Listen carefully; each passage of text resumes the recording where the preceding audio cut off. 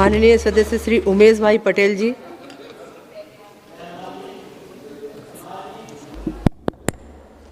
अध्यक्ष महोदया जी, मैं रेलवे की अनुदान मांगों पर चर्चा पर बोलने के लिए खड़ा हुआ हूं।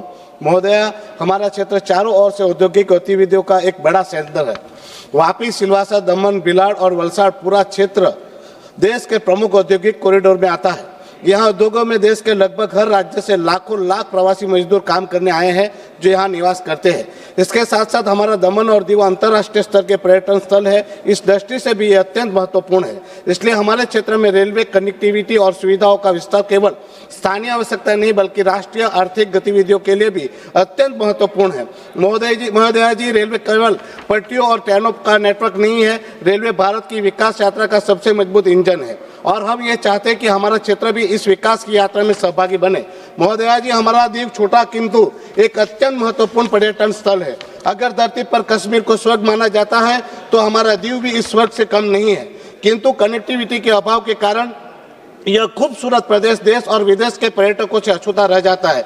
मैं सरकार से निवेदन करता हूं कि रेलवे कनेक्टिविटी के लिए दीव के निकट स्थिति देलवाड़ा रेलवे स्टेशन को अधिक आधुनिक सुविधाओं के साथ विकसित किया जाए और महत्वपूर्ण ट्रेन एवं लोकल ट्रेन को स्टॉपेज दिया जाए तो ये पूरे दीव क्षेत्र के लिए एक महत्वपूर्ण प्रवेश द्वार बन सकता है। महोदया जी, मैं दमन को बेहतर रेलवे कनेक्टिविटी देने के लिए सीलिंग के तर्ज पर एक आधुनिक मोनोरेल लाइट मेट्रो प्रणाली विकसित करने की मांग करता हूं जो उदवाड़ा रेलवे स्टेशन से प्रारंभ होकर नानी दमन और मोटी दमन को जोड़ते हुए वापी रेलवे स्टेशन तक पहुंचे। इससे दमन क्षेत्र के लाखों लोगों को सुविधा मिलेगी और पर्यटकों के लिए एक आकर्षण का केंद्र बनेगा।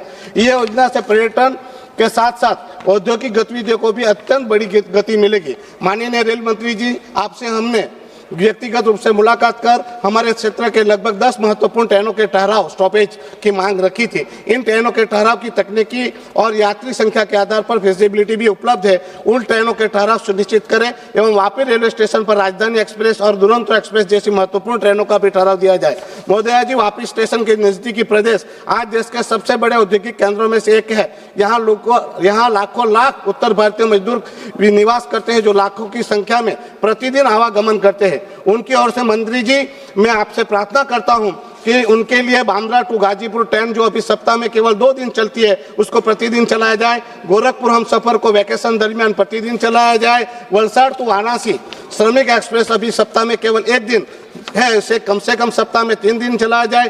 हॉलीडे स्पेशल ट्रेन जो मुंबई से बनारस चलती है, जो मुंबई से ही फुल हो जाती है, तो हमारी मांग है ऐसी ट्रेन हॉलीडे के दिनों में उमरगाम से बनारस के लिए अलग से सप्ताह में 3 दिन चलाया जाए। साथ ही उत्तर भारत की ओर जाने वाली ट्रेनों के स्टॉपेज की समय वापी स्टेशन पर बढ़ाया जाए। Gujarat mail, Ekta Nagar express, golden temple, Amritsar express, इन ट्रेनों के वापी स्टेशन पर ठहराव दिए जाए। हमारा उदवाड़ा पारसियों का पवित्र स्थान है जहाँ पवित्र आज्ञा आई है। वह उदवाड़ा स्टेशन पर फ्लाइंग रानी अप डाउन के लिए स्टॉपेज दिए जाए। महोदया जी, इसके साथ ही मैं विशेष रूप से अनुरोध करना चाहता हूं कि वापी के साथ साथ वलसाड़ और भिलाड़ रेलवे स्टेशन को भी समग्र विकास की योजना बनाई जाए और जरूरी ट्रेनों के स्टॉपेज दिए जाए ताकि इन विस्तार के औद्योगिक क्षेत्र के यात्रियों को बेहतर सुविधा मिल सके। इसके अतिरिक्त मुंबई और अहमदाबाद के बीच चलने वाली ट्रेनों की संख्या बढ़ाने की भी मांग करता हूं। सहरसा ट्रेन की वापी स्टेशन के प्लेटफॉर्म नंबर 3 पर ही नियत की जाए। महोदया जी, हमारे औद्योगिक क्षेत्र में बड़ी संख्या में लोग प्रतिदिन रोजगार के लिए मुंबई और गुजरात के विभिन्न शहरों से आवागमन करते हैं, इसलिए दैनिक कामकाजी लोगों के लिए लोकल मेमू ट्रेनों की संख्या बढ़ाई जाए। यदि हमारे क्षेत्र में रेलवे अवसंरचना का समुचित विकास किया जाए तो इससे न केवल स्थानीय लोगों को सुविधा मिलेगी, औद्योगिक उत्पादन, पर्यटन और रोजगार के अवसरों में भी अत्यंत बड़ी वृद्धि होगी। महोदया जी, वापी रेलवे स्टेशन को विकसित किया जा रहा है जिसके लिए मैं माननीय मंत्री जी का आभार व्यक्त करता हूं, किंतु अभी वापी रेलवे स्टेशन पर यात्रियों के लिए AC waiting room, sleeper waiting room, ladies waiting room की व्यवस्था नहीं है। जब से स्टेशन का विकास कार्य शुरू हुआ तब से टॉयलेट तोड़ दिए गए हैं, जिसके चलते पर्याप्त टॉयलेट फैसिलिटी के अभाव में यात्रियों को बहुत समस्या हो रही है, विशेष रूप से माताएं, बहनें और बेटियों को। मैं निवेदन करता हूं जब तक परियोजना में नहीं बनते तब तक वैकल्पिक व्यवस्था की जाए। ऐसा ही हाल गुजरात रेलवे पुलिस का भी है। मैडम, थोड़ा सा ही है, मैं 6 मिनट के अंदर पूरा कर दूंगा। ऐसे हाल गुजरात रेलवे पुलिस का भी है, उनके बैठने तक की अभी व्यवस्था नहीं है, उनके लिए भी वैकल्पिक व्यवस्था की जाए। अंत में माननीय रेल मंत्री जी से मैं आग्रह करता हूं कि हमारे औद्योगिक क्षेत्र में यात्रियों की बढ़ती मांग और साउथ गुजरात में सूरत के बाद सबसे अधिक रेवेन्यू देने वाला महत्वपूर्ण स्टेशन होने के बावजूद वापी रेलवे स्टेशन से यात्रा शुरू करने वाले यात्रियों के लिए VIP MP कोटा की उपलब्धता अत्यंत सीमित बनी हुई है। इस क्षेत्र की बड़ी यात्री आबादी और आर्थिक महत्व को देखते हुए मैं रेलवे मंत्रालय से अनुरोध करता हूं कि कृपया वापी रेलवे स्टेशन से महत्वपूर्ण जैसे कि वंदे भारत सहित के 20 ट्रेनों की सूची हमने माननीय मंत्री जी आपको सौंपी है मुलाकात के समय। उन सभी वीआईपी ट्रेनों में वीआईपी एमपी कोटा उपलब्ध कराया जाए। महोदय जी, मैं यह उल्लेख करना चाहता हूं, ये विषय केवल मेरे क्षेत्र का नहीं बल्कि पूरे क्षेत्र के प्रतिनिधियों का साझा अपेक्षा है। हमारे क्षेत्र का प्रतिनिधित्व 3 सांसद करते हैं। भारतीय जनता पार्टी के सांसद माननीय सांसद श्री धवल भाई पटेल जी, माननीय सांसद श्रीमती कलाबेन तेलकर जी, मैं निर्दलीय सांसद उमेश पटेल। हम सभी की यह साझा अपेक्षा है कि इस पूरे औद्योगिक और पर्यटन क्षेत्रों को रेलवे की बेहतर सुविधा मिले।